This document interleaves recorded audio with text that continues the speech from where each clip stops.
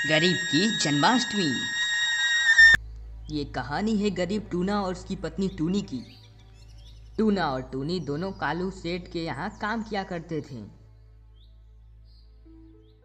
Tuna सेठ के लिए सारे काम किया करता था और टूनी घर के सारे काम किया करती थी। दोनों भले ही बहुत गरीब थे, लेकिन सेठ से मिलने वाले पैसों से वे किसी तरह गुजारा कर लेते थे। वो दोनों भगवान कृष्ण के परम भक्त थे। एक दिन सेठ की पत्नी काली टूनी से, टूनी, अरे ओ टूनी, जरा इधर तो आ। पहले मंदिर में झाड़ू पोछा कर ले, फिर कोई और काम करना। सेठ जी कल ही कान्हा जी के लिए वस्त्र लेकर आए हैं। पता है, हमने उन पर सोने के तार से कढ़ाई करवाई है। कान्हा बड़े ही प्यारे लगेंगे उन वस्त्रों को पहनकर। मुझे कान्हा जी को नहला धुला कर वो वस्त्र पहनाने हैं। चल जल्दी कर। ठीक है मालकिन, मैं अभी कर देती हूँ। सेठ और सेठानी भी भगवान कृष्ण को बहुत मानते थे, लेकिन उन्हें अपने पैसों पर बड़ा ही घमंड था। वे बाजार से महंगी महंगी चीज़ें मंगवाते और उनसे पूजना अर्चना भी बड़ी ही धूमधाम से करवाते। जन्माष्टमी भी आने ही वाली थी। हालांकि टूनी जब सेठ के यहाँ भगवान कृष्ण का सुंदर श्रृंगार और भव्य पूजा देखती तो उसका मन उदास हो जाता था। एक दिन टूनी को उदास देखकर ऐसे ही टूना ने उससे पूछा, क्या हुआ टूनी, इतनी उदास क्यों लग रही हो? आज तो सेठ जी के यहाँ आरती बहुत ही अच्छे से हुई, मुझे तो बहुत अच्छा लगा। मुझे भी कान्हा जी की आरती में शामिल होकर बहुत अच्छा लगा जी। सेठ जी और सेठानी जी कितनी अच्छे से कान्हा जी की पूजा करवाते हैं। कितने अच्छे लग रहे थे ना उनके बाल गोपाल, इसलिए उन पर इतनी अच्छी कृपा है भगवान की। और एक तरफ हम तो कुछ भी नहीं कर पाते कान्हा जी के लिए। देखिए ना, जन्माष्टमी आने वाली है, लेकिन हमारे पास कान्हा जी के लिए नए कपड़े खरीदने के भी पैसे नहीं हैं। भोग में भी मेवा और मिष्ठान नहीं खरीद पाते हैं हम। बस खीर और चीनी दही के भोग से क्यों प्रसन्न होंगे कान्हा जी? नहीं टूनी, तुम बिल्कुल गलत सोच रही हो। टूनी, कान्हा जी अपने सभी भक्तों को एक ही नज़र से देखते हैं। वह सच्ची श्रद्धा के भूखे हैं, न ही मेवा मिष्ठान के। उन्हें प्रेम के साथ किया गया श्रृंगार भाता है। और रही बात हमारी गरीबी की, तो हमें हर हाल में खुश रहना आना चाहिए। आपको क्या लगता है मैं हमारी गरीबी से दुखी हूँ? नहीं, ऐसा नहीं है। मुझे तो दुख इस बात का है कि हम कान्हा जी का सत्कार अच्छे से नहीं कर पाते। हमारी शादी को 7 साल हो गए हैं, पर अब तक मेरी गोद सूनी है। आप कुछ भी कहिए, लेकिन सच तो ये है कि कान्हा जी अभी तक हमसे प्रसन्न नहीं है। एक दिन सेठ को पैसे गिनते हुए देखकर काली ने उससे कहा, आप इन पैसों से एक सोने का पालना बनवाइए जिसमें कृष्ण भगवान को बैठाया जाएगा। पुजारी जी ने कहा है ऐसा करने से हमारी सारी मनोकामनाएं पूर्ण होगी। घर में तैयारियां देखकर टूनी और भी उदास हो जाती है, क्योंकि वह भी अपने घर में जन्माष्टमी का त्यौहार मनाना चाहती थी। उस दिन वह घर जाकर भगवान कृष्ण के सामने बहुत रोती है। फिर टूना उससे पूछता है, क्या हुआ टूनी, तुम इतनी उदास क्यों लग रही हो? क्या है तुम्हारे मन में, मुझे बताओ तो। मैं भी जन्माष्टमी मनाना चाहती हूँ, लेकिन ये नहीं पता है कैसे। देखो टूनी, मेरे पास जन्माष्टमी पर खर्चा करने के लिए पैसे तो नहीं है, लेकिन एक तरीका है जिससे हम कान्हा जी को प्रसन्न कर सकते हैं और जो कि हमारे बस में भी है। अच्छा तो बताए ना, क्या कर सकते हैं हम इस बार जन्माष्टमी पर निर्जल व्रत रखेंगे। ना तो पूरा दिन कुछ खाएंगे और ना ही कुछ पिएंगे। ये तो बहुत अच्छा सोचा आपने। कान्हा जी जरूर हमारे व्रत से प्रसन्न होंगे। टूनी बेसब्री से जन्माष्टमी का इंतजार करने लगती है। उस मन ही मन खुश होने लगती है। टूनी को खुश देखकर काली कौवी उससे पूछती है, क्यों रे टूनी, आज तो बड़ा चहक रही है। लॉटरी लग गई क्या तेरी? नहीं मालकिन, वो जो जन्माष्टमी आने वाली है ना, उसके बारे में सोचकर मैं खुश हो रही हूँ। पता है तुझे, इस बार हम कान्हा जी को सोने के पालने में बिठाने वाले हैं। बहुत भारी पालने का ऑर्डर दिया है इन्होंने। दूर दूर से लोग आएंगे देखने, और तू छुट्टी मत कर देना उस दिन, बहुत काम होगा, तू भी देखना। मालकिन, हमने तो इस बार निर्जल व्रत रखने की सोची है। अरे तुझे एक बात तो बताना भूल ही गई।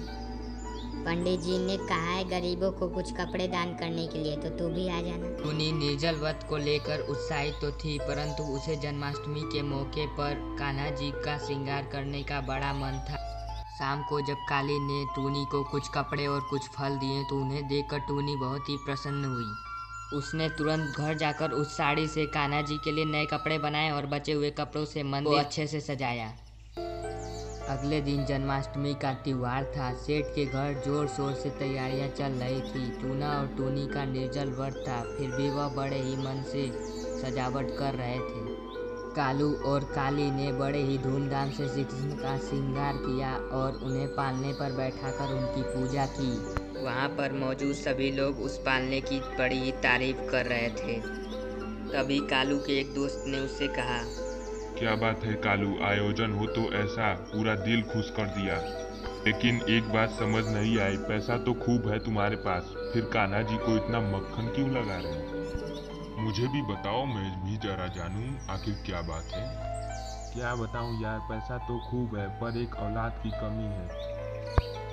इसी इच्छा के साथ कान्हा जी की भक्ति में लगा हुआ हूँ। पता नहीं कब प्रसन्न होंगे कान्हा जी। अरे होंगे प्रसन्न क्यों नहीं होंगे, तुमने तो बहुत कुछ किया है उनके लिए। तू चिंता मत कर, ठीक है। पास खड़ा टूना ये सारी बातें सुन रहा था। वह कालू को बहुत ही अच्छा आदमी मानता था।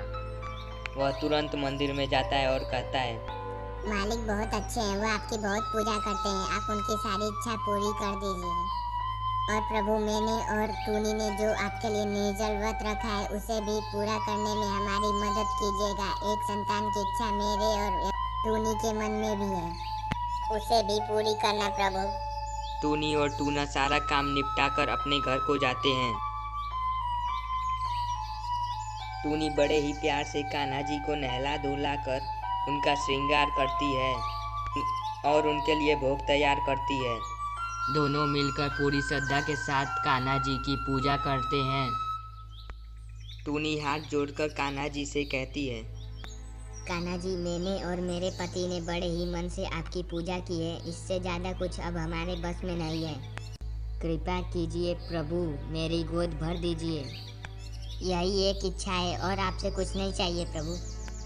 इतना कहकर टूनी रोने लगती है। रोते रोते बेहोश हो जाती है।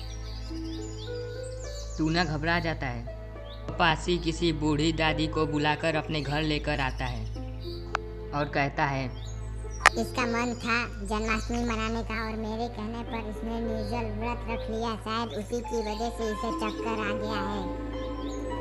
मुझे तो बहुत घबराहट हो रही है, अब बताइए मैं क्या करूं? अरे बेटा, अब तो पूजा खत्म हो गई है ना, तो इसे कुछ खिलाओ पिलाओगे या यूं ही भूखा रखोगे? फिर टूना टूनी के मुंह पर कुछ पानी के छींटे मारता है और टूनी को धीरे धीरे होश आ जाता है। फिर बूढ़ी दादी उसे पानी पिलाती है और उसके गाल पे हाथ रखकर कहती है, तेरी मनोकामना पूर्ण हुई बेटी, भगवान ने तेरी मनोकामना पूर्ण की बेटी, तू माँ बनने वाली है। सुनो बेटी, अब तुम्हें अपने और अपने बच्चे का ध्यान रखना है। गर्भवती होने की बात सुनकर टूनी बहुत खुश हो। कुछ दिन बाद टूनी अपने गर्भवती होने की बात काली को बताती है। काली टूनी के लिए तो बहुत खुश होती है, लेकिन उसे अपने के लिए दुख होता है। वह रोने लगती है। यह देखकर टूनी उससे पूछती है, मालकिन आपको क्या हुआ, आप रो क्यों रहे? देखना टूनी, मैंने क्या नहीं किया कान्हा जी को खुश करने के लिए, परंतु उन्होंने मेरी संतान पाने की इच्छा पूरी नहीं की। लेकिन मैं तेरे लिए बहुत खुश हूँ। सुन, तू अब से घर का कोई भी कार्य नहीं करेगी। तू फिक्र मत कर, तेरी तनख्वाह तुझे टाइम पर मिलती रहेगी। शायद कुछ तो फर्क था तेरी और मेरी भक्ति में, अब जो कि मुझे अब समझ में आ रहा है। पीछे टूना और कालू भी खड़े होते हैं। कालू को अपनी गलती का एहसास हो जाता है। वह कुछ पैसों से टूना की मदद करता है। तब से कल्लू और काली दिखावा छोड़कर श्री कृष्ण की पूजा अर्चना करने लगते हैं और गरीबों की भी मदद करने लगते हैं। और काली भी टूनी का ख्याल रखने लगती है। जल्द ही टूनी 2 जुड़वा बच्चों को जन्म देती है। कल्लू और काली टूनी चिड़िया के घर आते हैं। दोनों बच्चों को देखकर कालू और काली खुश हो जाते हैं और काली रोने लगती है। यह देखकर टूना और टूनी कुछ आपस में सोचते हैं और फिर टूनी अपने एक बच्चे को उठाकर काली को दे देती है। तब काली टूनी के पैरों में गिर जाती है और फिर कान्हा जी के सामने काली कौवी हाथ जोड़कर बोलती है, वाह, अपरंपार है आपकी लीला प्रभु जी।